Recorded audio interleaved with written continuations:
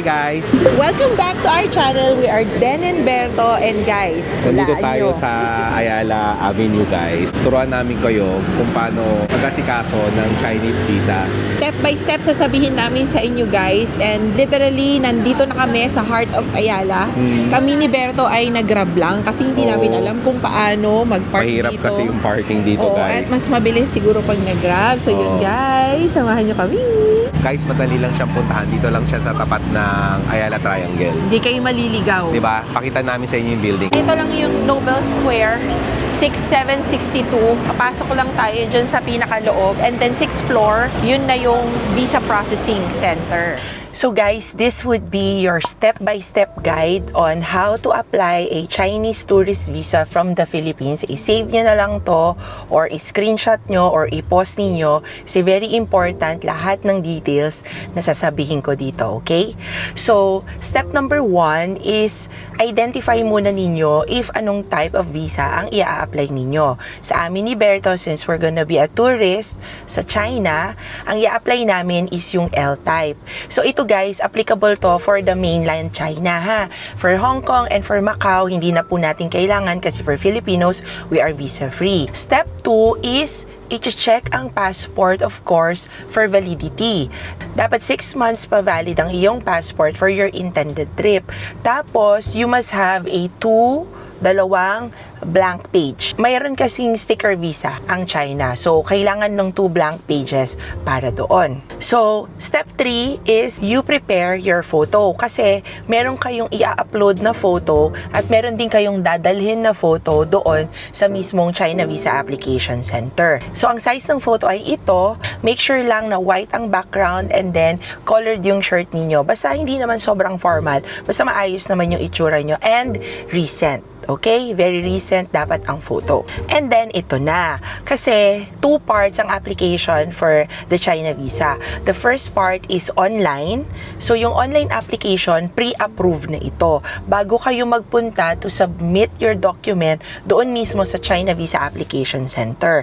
So, yung first part, ituturo ko na sa inyo. Pag online application, guys, ilalagay ko din dito sa description yung mismong website kung saan. Very important na tama yung pupuntahan yung visa application online and you have to prepare the documents na, okay? So, yung una guys, may registration muna doon. You will just create your account and then kailangan meron lang kayong valid email address. Tapos, from registered account and verified account, kailangan na ninyo guys na mag-create ng application form. Sa aming dalawa ni Berto, para hindi magulo kasi hindi ako masyado sigurado kung pwedeng sabay sa iisang account. So, we opted to create 2 different accounts for 2 different applications na lang din. Ito yung mga kailangan documents na i-ready niyo guys. The first would be the flight and the trip details. The second would be your financial details. And then the third, yung mga added extra na lang na kailangan natin. So, dun muna tayo sa mga trip details. So, ang kailangan natin guys, unlike other visa application, ito guys, kailangan meron na kayong round trip ticket and hotel accommodation. So, kami ni Berto, naka-prepare na kami beforehand, naka-book na kami ng flight in advance, and naka-reserve na kami for the hotel accommodation. So, yung flight ay round trip, pati yung accommodation, kailangan kung kailan nyo i-declare nyo na days of stay, yun yung nakalagay doon. And then, you prepare another document for the itinerary. This is a day-by-day itinerary. Kahit simple lang naman, just prepare for the itinerary, okay? So, that's for the trip document. Tapos, yung financial documents, ito guys, this application is applicable for single entry, for multiple entry, and if this is your first time China visa application, or this is a repeated times na. Kasi kami ni Berto, we had 2 single entries na before, used single entries. The first China trip that we had was 2017, nagpunta kami ng Beijing. Tapos, the second trip that we had was 2019, before the pandemic, sa Shanghai naman na kami nagpunta. So, to separate, use China visa na yon. For a first-timer, yung sinasabi ko sa inyo na financial proof, dito kailangan ninyong i-ready. So, what are those? Yung certificate of employment, kung employed kayo, bank certificate, bank statement for 3 months, 3 to 6 months, i-ready nyo na. Basta basically, ito yung mga kailangan ninyo to provide the information that you can finance your trip, no? Kasi kailangan makita nila na kaya mong mag-finance ng trip mo. I-ready nyo na lang din yan as a form of attachment. So, sa amin ni Berto, since we had 2 single entries na, yung other document na in-attach namin would be our previous China visa. Pipicturan lang yun, guys, or isa-scan nyo lang yung dating passport ninyo. Tapos, kasama yun sa i-attach. Kasi if you had a previous Chinese visa na, whether it's single or multiple entry, you don't need to submit na those financial documents. Okay? Other documents na provide namin is we also included our visas. We had dating visa at saka active visa sinama na namin. So we had a multiple entry for Korea, multiple entry for Japan, and multiple entry for US. So sinama ko na lang din lahat yun doon kasi pwede mo naman siyang i-attach, okay? Tapos yung online application, guys, pwede mo itong isa-isahin na i-fill out, tapos isi-save, pero hindi ka pa magpo-proceed dun sa parang pinaka-checkout. Kaya very important na naka-ready din yung mga documents. Kung hindi pa naka-ready yung mga documents ready for upload, pag-start na lang kayong mag-upload noong inyong mga naka-ready na. Pwede naman yun, babalik-balikan na lang ninyo. Basta, madali lang naman, you will be asked for your basic details, your working details, yung mga family history, ganyan. Isasama nyo lang lahat nun and make sure lang na very truthful kayo. Okay? Tapos, pag na-submit nyo na all together online, meron naman dun, guys, click submit. So, pag na-click submit nyo na yun, guys, makikita nyo naman yung update sa email or makikita nyo mismo doon sa registered area ninyo. So, matatrack ninyo kung ano na. Pag click mo nun, automatic, pag chinek nyo, guys, nakalagay na is processing na yung visa. Tapos, ilalagay nila kung checking na and then ilalagay kung ready na. Once in a while, monitor nyo. So, to give you an idea, nung nasubmit ko lahat itong online details na, itong online application namin, parang it took us around 3 days para magkaroon sila ng parang feedback. Actually, kung approve yon, sasabihin na lang nila that you go. Pero yung nangyari sa amin ni Berto, nakalimutan ko kasing i-upload yung itinerary. Kasi kailangan separate form yung itinerary, guys eh. So, ang nangyari, naka-receive kami ng email. Pakita ko yung itsura ng email na na-receive namin kasi medyo nagpanik pa kami ni Berto na they are asking for an additional document. So, wag kayong mag-alala, guys.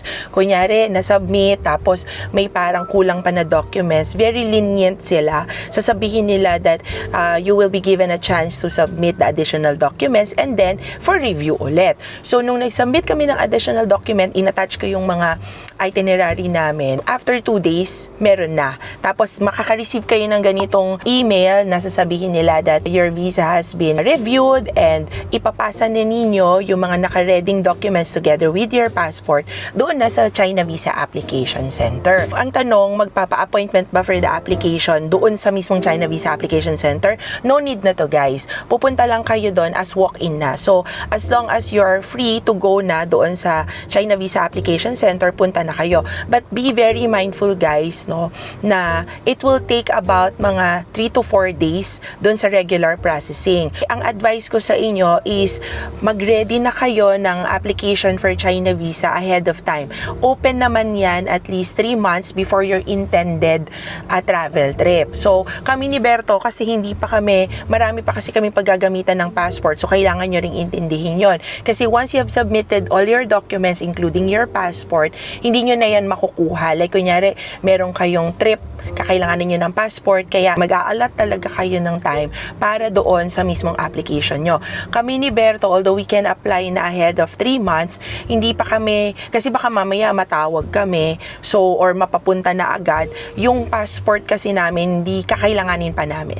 So, ang option namin ni Berto is apply 1 month before, hindi naman kami nag-haul. So, yun guys, pagka-receive nyo nung notification email that pwede na kayong mag-submit noong yung passport ninyo and yung other documents, very important na may ipiprint kayo na 2 documents, no? Yung document ninyo of appointment na merong barcode kasi yun, very important. So, ipiprint nyo lang yon, and then the other is yung mismong application form. So, lahat ng mga online na tinype ninyo, lahat yan guys, meron siyang PDF file. So, makikita nyo naman doon, print document. So, pag na-print, mag-ano lang yon, i-attach nyo lang lahat. So, what will you need for the China Visa Application Center? So, yung passport, yung picture, tapos yung mismong appointment form, yung may barcode, and yung mismong application form na nasubmit ninyo. Dalhin nyo na lang lahat yung mga pictures na in-attach ninyo. And then, don't forget guys na ang payment ay cash. So, magdadala din kayo ng cash. After nun, pupunta na sa China Visa Application Center. So, yun guys, tapos na tayong mag-submit ng ating China Visa application, which is supposed to be dapat pre-approved na online bago kayo mag-apply. So, in general, yung aming experience ni Berto, it's very pleasant. Actually, surprisingly, Mabilis lang talaga. siya ata ang pinakamabilis naming visa application across all. Kasi parang pagdating mo doon, it's very organized, number one. Very organized siya. Maglilista ka lang ng mga time in, time out mo muna doon sa baba.